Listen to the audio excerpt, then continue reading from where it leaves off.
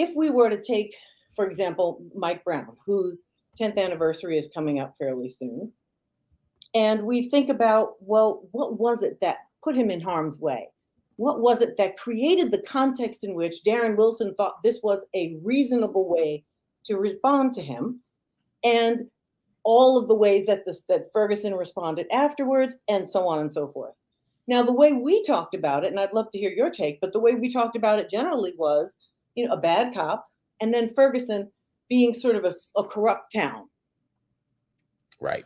But if we actually dig in to what world that Michael Brown lived in and what his chances were, it is a system that made, Darren Wilson's activities actually pitifully small by comparison.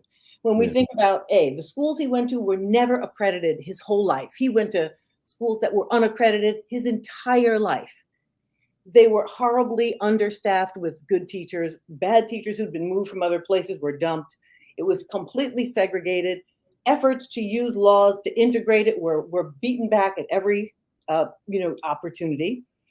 He was, when he graduated high school, I remember the pictures of him wearing his, mortar and saying he was going off to college. He was going to a for-profit college to learn skills that were no longer in use, to come out with more debt than he had going in, which was the case.